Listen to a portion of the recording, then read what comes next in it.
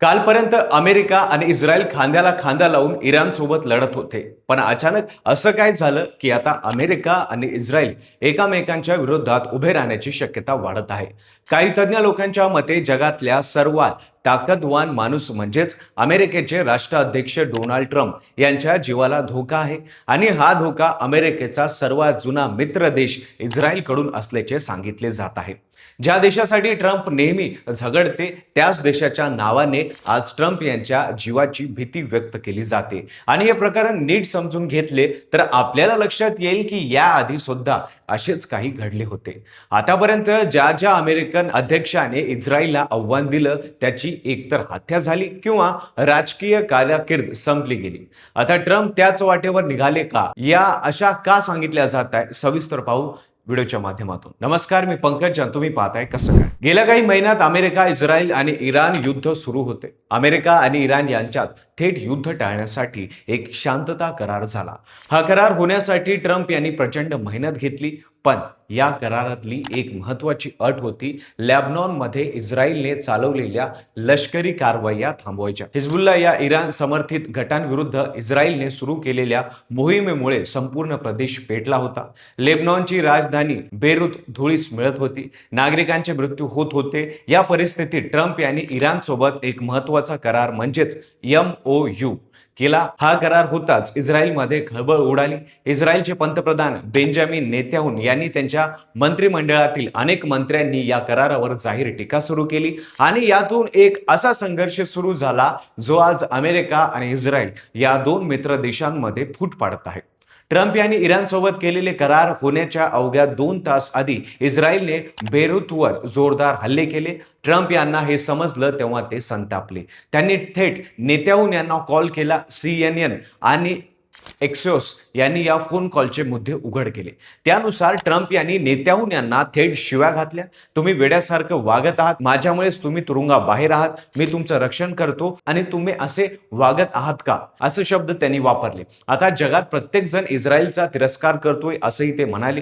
फ्रान्समधल्या G7 शिखर परिषदेत बोलताना ट्रम्प यांनी इस्रायलच्या लेबनॉनमधील कारवायांवर जाहीर टीका केली. एखाद्याला शोधण्यासाठी तुम्हाला संपूर्ण अपार्टमेंट इमारत पाडण्याची गरज नाही, त्या इमारतीमध्ये सगळे हिजबुल्लाचे लोक नसतात, असं ते म्हणाले. उपराष्ट्रपती JD व्हान्स यांनी 18 जून रोजी एका प्रेस कॉन्फरन्समध्ये इस्रायलला थेट सुनावलं. इस्रायलच्या मंत्र्यांनी इराण करारावरून अमेरिकेवर टीका केल्यावर व्हान्स म्हणाले की इस्रायलची लोकसंख्या फक्त 90 लाख आहे. तुम्ही प्रत्येक राष्ट्रीय सुरक्षेची समस्या फक्त माणसं मारून सोडू शकत नाहीत. व्हान्स यांनी पुढे इशारा दिला, जगात एकमेव डोनाल्ड ट्रम्प असे नेते आहेत जे इराणशी सहानुभूती दाखवत आहे. जर मी इराणच्या मंत्रिमंडळात असतो तर मी जगातल्या माझ्या एकमेव शक्तिशाली मित्रावर हल्ला करण्याची हिंमत केली नसती. इराणच्या बाजूने मात्र माघार घेण्याची कोणतेही संकेत नाहीत.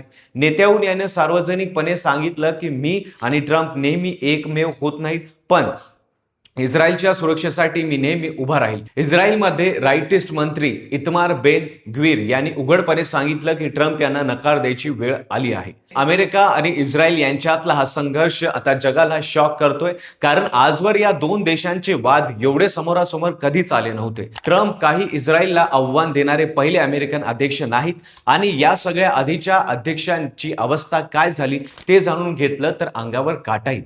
सर्वात प्रसिद्ध उदाहरण आहे जॉन F केनेडी यांचं. 1960च्या दशकात अमेरिकेचं सर्वात तरुण अध्यक्ष बनलेली केनेडी सुरुवातीला इस्रायलचे समर्थक होते, पण नंतर त्यांना समजलं की इस्रायल फ्रान्सच्या मदतीने दिमोना या ठिकाणी गुप्तपणे अणुबॉम्ब बनवते. केनेडी यांनी इस्रायलचे तत्कालीन पंतप्रधान डेव्हिड बेन गुरियन यांच्याकडे मागणी केली. अमेरिकन संशोधकांना दिमोना प्रकल्प तपासण्याची परवानगी द्यावी. इस्रायलने टाळाटाळ केली. केनेडी यांनी दबाव वाढवला आणि 1963 साली भर दिवसा केनेडी यांची गोळी झाडून हत्या करण्यात आली. हॉर्वे ऑसवॉल्ड या माणसाने गोळी झाडली. 2 दिवसांनी ऑसवॉल्डची देखील हत्या झाली. त्यामुळे खरा सूत्रधार कोण हे कधीच सिद्ध झालं नाही. पण महत्वाची गोष्ट म्हणजे केनेडी यांच्या मृत्यूनंतर इस्रायलने अणुबॉम्ब बनवण्याचा आपला कार्यक्रम यशस्वीरित्या पूर्ण केला. George H.W. बुश यांची गोष्ट वेगळी पण तितकीच भयानक होती. 1991 साली सोव्हिएत युनियन कोसळल्यावर जवळपास 10 लाख ज्यूज निर्वाहित इस्रायलमध्ये आले. त्यावेळी इस्रायलने अमेरिकेकडे $10 अब्ज कर्जाची हमी मागितली. बुश यांनी ही मागणी मान्य केली, पण अट घातली की इस्रायलने गाझा आणि वेस्ट बँकमध्ये वसाहत विस्तार बांधवावा. इस्रायलने नकार दिला. बुध यांनी हे कर्ज मंजूर करायला नकार दिला. एका प्रेस कॉन्फरन्समध्ये ते म्हणाले होते की माझा सामना जगातल्या अत्यंत शक्तिशाली राजकीय लॅबोशी आहे. पुढच्या निवडणुकीत बुश यांना मतदाराची जी 35% मत मिळाली होती ती घसरून 11% आली आणि त्यांचा दारुण पराभव झाला.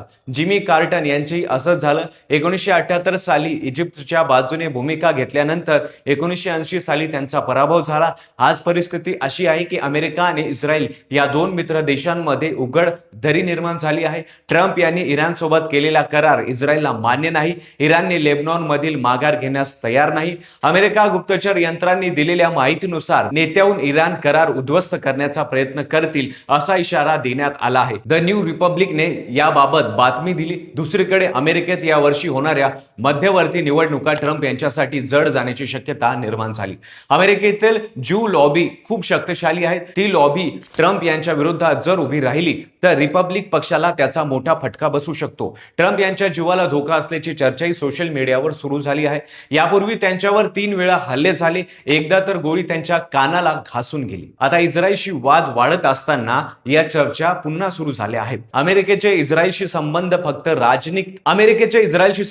फक्त राजनैतिक नाहीत, ते आर्थिक, सांस्कृतिक आणि राजकीय अशा अनेक गोष्टींनी जोडले गेलेले आहेत. जेव्हा जेव्हा या धाग्यांना हात घातला तेव्हा तेव्हा मोठी किंमत चुकवावी लागली. केनेडी यांना जीवाची किंमत चुकवावी लागली. बुश आणि कार्टर यांना सत्तेची किंमत चुकवावी लागली. आता ट्रम्प त्याच वाटेवर निघाले आहेत. पुढे काय होईल हे सांगणं कठीण आहे, पण एक प्रश्न नक्कीच मनात येतो. जगातल्या सर्वात शक्तिशाली देशाचा अध्यक्ष जर स्वतःच असुरक्षित असेल तर या जगात खरं शक्तिशाली कोण आहे? तुम्हाला काय वाटतं? अमेरिका आणि इस्रायल यांच्यातल्या संघर्षाचा शेवट कसा होईल? कमेंटमध्ये नक्की सांगा. आणि व्हिडिओ आवडला असेल तर लाईक करा. चॅनलवर नवीन असाल तर चॅनलला सबस्क्राईब करायला विसरू नका आणि पाहत राहा फक्त कसं काय.